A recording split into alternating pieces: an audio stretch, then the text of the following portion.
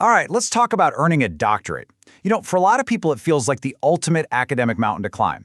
It's this epic journey, right? Full of tough intellectual challenges, a ton of personal sacrifice, but also some really profound discoveries. So in this explainer, we're going to look at this whole thing as a kind of hero's journey. We'll be using some great insights to really get what it takes to go from student to scholar. But let's be real for a second. It's a journey that brings up one huge question for anyone who's ever thought about it. Or maybe you're in the thick of it right now. After all those years of grinding, all the late nights, and that just immense pressure, is it actually worth the struggle? That's the big one, isn't it? Let's dive in and find out. You know, the first step in any real quest is facing the facts. Let's not sugarcoat it. And the experts we're looking at, they don't shy away from the hard stuff either. This quote from Dr. Terrell Maniac, wow, it just hits home for so many people. He says it's a lonely, frustrating experience, and you know what? He's right. It absolutely can be. And just admitting that, just getting that out in the open, that's so important before we go any further. Okay, so if the path is so tough, why would anyone even do it? What's that call to adventure that gets people to sign up for this demanding quest in the first place? Let's take a look at what really drives them.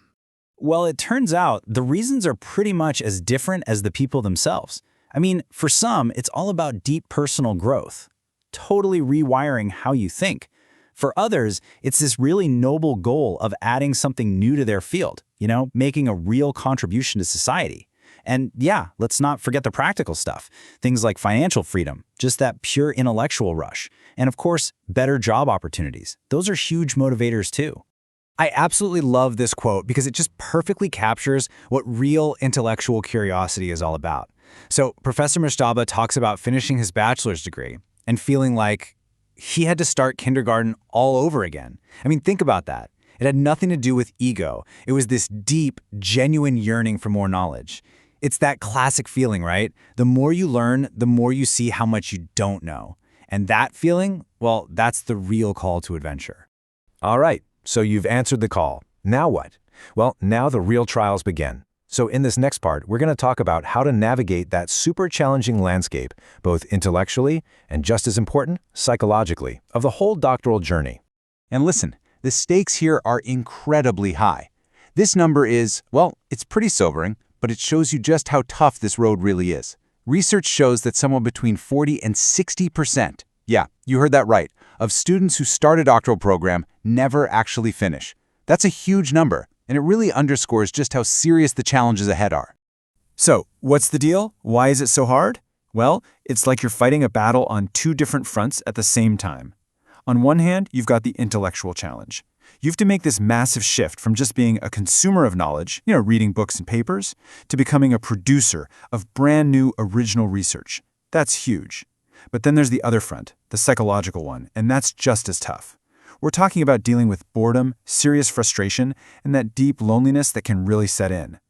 And it's really important to remember that this path isn't the same for everybody. For minority and international students, there are often these extra layers of challenges. Things like trying to fit into a new culture, language barriers, or just not having a strong support system of peers and role models who look like them or have been through the same thing. It takes a journey that's already incredibly hard and just makes it that much tougher. But here's the thing. No hero ever succeeds alone, right? And this is where the story turns.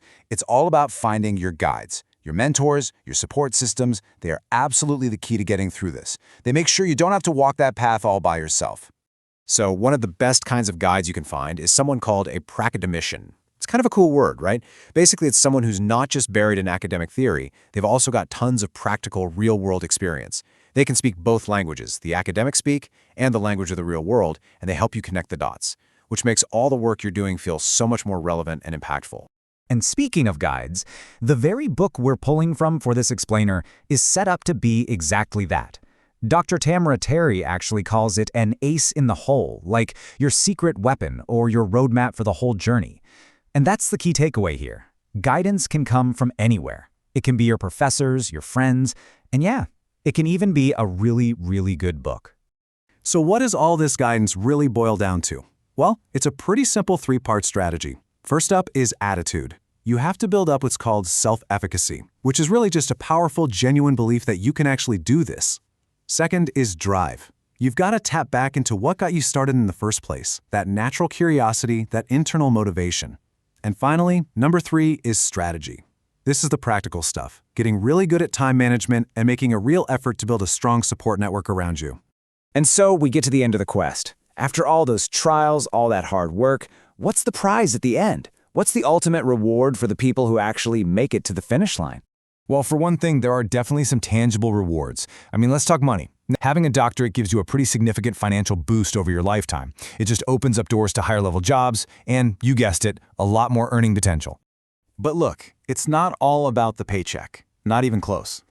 What the experts really stress is that the biggest rewards, they're internal. It's that incredible feeling of personal fulfillment you get from conquering a massive goal. And maybe even more important, it's earning the right and the ability to add something totally new to your field and to the world. And this right here, taken straight from the book's dedication, just says it all, doesn't it? The real prize isn't the 3 letters after your name or a bigger salary. It's the power to create real positive change, first in yourself and then for everyone else.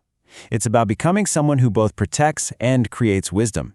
So that brings us right back to where we started. Is it worth the struggle? I think the answer really depends on how you look at it. If you just see it as this long, grueling task, then maybe not. But if you see it for what it can be, a true hero's journey, a quest for knowledge that completely transforms you and gives you the tools to help change the world, well then the question isn't if it's worth it. The real question becomes, the journey is hard, for sure, but then again, what great quest isn't?